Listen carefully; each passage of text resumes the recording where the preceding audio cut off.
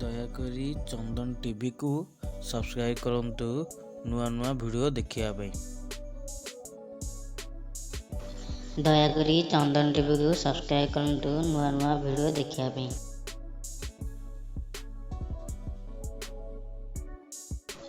ଦୟାକରି ଚନ୍ଦନ ଟିଭିକୁ ସବସ୍କ୍ରାଇବ୍ କରନ୍ତୁ ନୂଆ ନୂଆ ଭିଡ଼ିଓ ଦେଖିବା ପାଇଁ।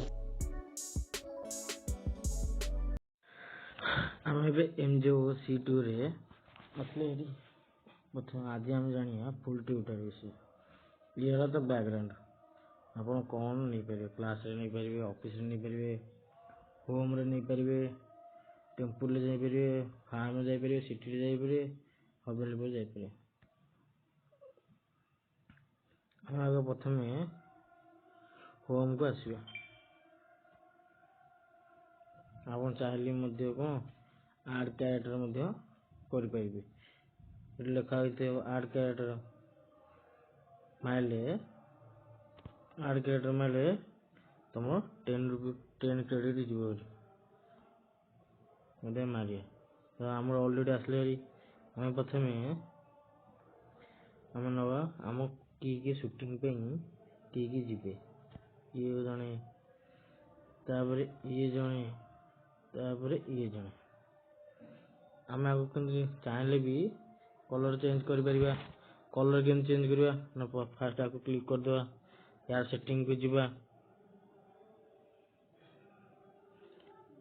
ସେଟିଂ ଆସିଲେ ହେରି ଏବେ ତାର ହେୟାର ଚେଞ୍ଜ କରିପାରିବା। ତାକୁ ଫିମେଲ୍ କରିବାର ଅଛି, ଫିମେଲ୍ ବି କରିପାରିବା।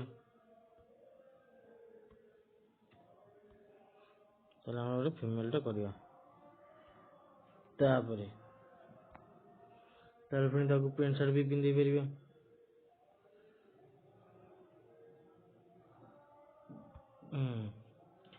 ପ୍ୟାଣ୍ଟରେ ଟ୍ରେଜରେ କ'ଣ ପିନ୍ଧିବ,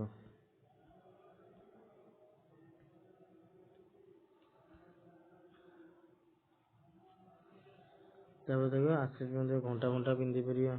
ଘଣ୍ଟା ଗୋଟେ, ଚଷମା ଗୋଟେ, ବୁଟ୍ ଗୋଟେ, ପିନ୍ଧି ଗୋଟେ, ଟାଏ ଗୋଟେ। ତା ଫେସ୍ ବି ଆମେ ଚାହିଁଲେ ବି ଚେଞ୍ଜ ଏଇଠି କରିପାରିବା। ଏଠି କ୍ୟାମେରା ମୋଡ୍ ଅଛି, ଫେସ୍ ବି ଚେଞ୍ଜ କରିହେବ। ତାପରେ ଆସିଲେ ଏଠି ଭଏସ୍, କେଉଁ ଭଏସ୍, ରିଅଲ୍ ଭଏସ୍, ଫିମେଲ୍, ତ ଆମର ଫିମେଲ୍ ପଟକୁ ଆସିବ ଏଠି, ଫିମେଲ୍ ପଟକୁ। ତାପରେ ଆନିମେସନ୍ ଚାଲିଲେ ଆନିମେସନ୍ ରଖିପାରିବ। 1 number animation, 2 number, 3 number, 4 number, 5 number, 6 number ଚାଲିଲେ ଆଣିପାରିବ ଏଠି। ତାପରେ ଏତକ ସବୁ ଚେଞ୍ଜ ହେଇସାରିଲା ପରେ ସେ ବଟନ୍ କ୍ଲିକ୍ କରି -5 କ୍ରେଡ଼ିଟ୍ ଆଲାଉ କରିଦେବା।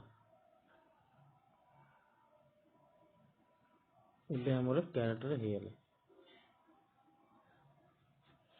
ଏବେ ଆମେ ସେଟିଂ ବି କରିପାରିବା।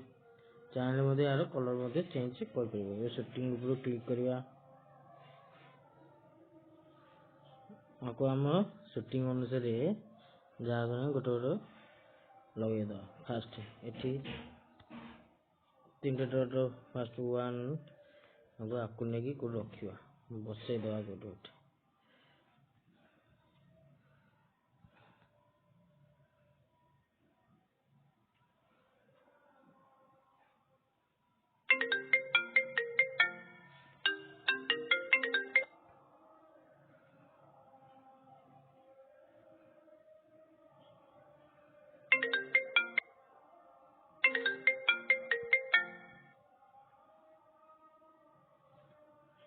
ରାଇଟ୍ ସାଇଡ୍ କହ ଚେଞ୍ଜ ମଧ୍ୟ କରିପାରିବା।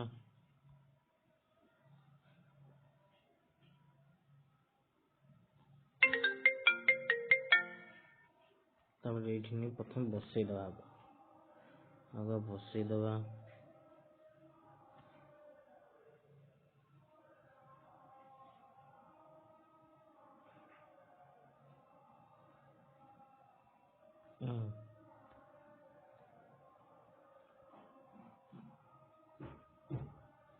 ବସେଇଦେବା। ତାପରେ ସେକେଣ୍ଡ କ୍ୟାରେକ୍ଟରକୁ ଆସିବା, 2 ନମ୍ବର କ୍ୟାରେକ୍ଟରକୁ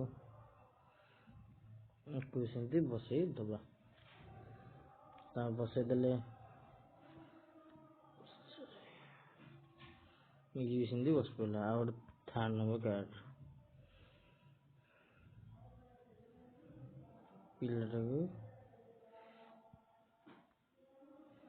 ପିଲାଟାକୁ ତାକୁ ଏକଲା ଛାଡ଼ିଦେବା।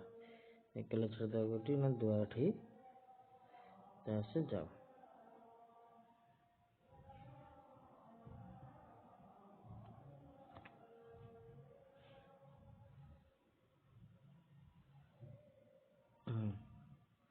ତ 4 କ୍ୟାରେକ୍ଟର କିଏ ନା ସିଏ ଏବେ ତାକୁ ଆମ କମ୍ପ୍ୟୁଟର ପାଖରେ ବସେଇଦେବା।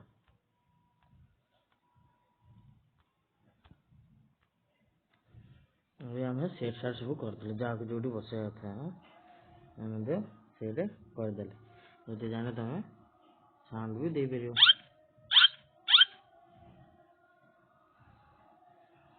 ହଉ, ଏଇଟା ହେଲା ଆଙ୍ଗ୍ରି ମୋଡ୍। ଆଉ ଏବେ ଆମେ ସୁଟିଂ ଟିକେ ଆରମ୍ଭ କରିବା। ଫାଷ୍ଟ ଛୋଟ ପିଲାଠୁ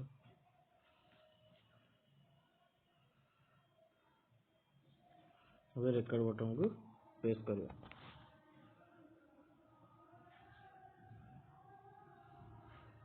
ବାପା ସ୍କୁଲରେ କହିଛନ୍ତି ଫିସ୍ ଦେବାକୁ। କୋଉ ଫିସ୍ ଆଉ କେତେ ଟଙ୍କା?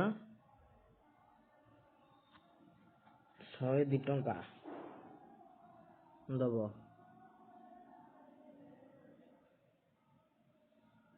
କଣ ପାଇଁ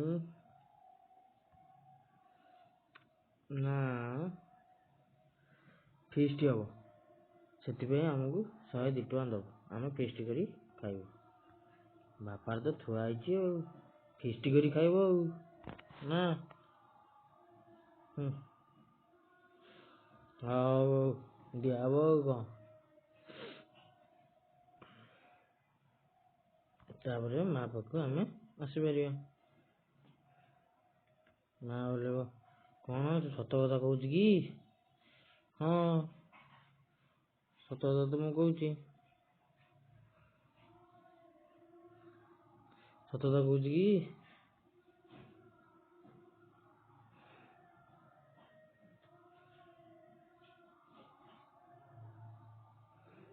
ସତ କଥା କହୁଛି। ଫିଷ୍ଟ ହବ, ନହେଲେ ଫୋନ କରି ପଚାରୁନ। ହଉ ଠିକ ଅଛି।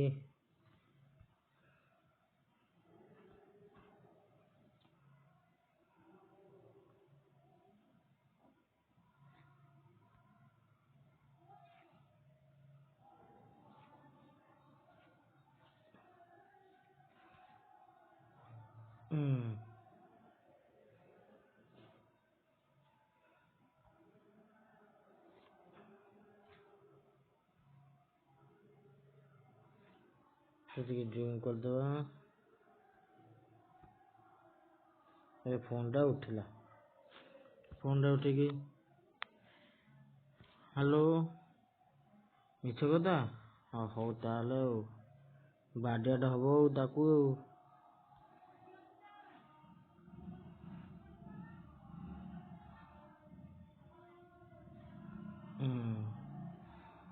ଗାଡ଼ି କୁଆଡ଼େ ଗଲା?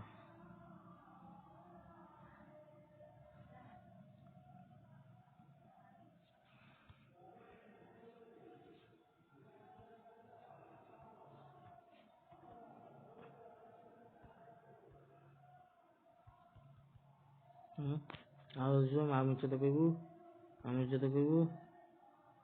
ନାଇଁ ଲୋ ନାଇଁ, ଆଉ କହିବିନି। ଭୁଲ ହେଇଗଲା, ଆଉ କହିବାନି। କଣ ତୁ ମିଛ କଥା କହୁଥିଲୁ? ତୁ ଏତେ ସମୟ ହେଲେ ମିଛ କଥା କହୁଛୁ? ମୁଁ ଯାଉଛି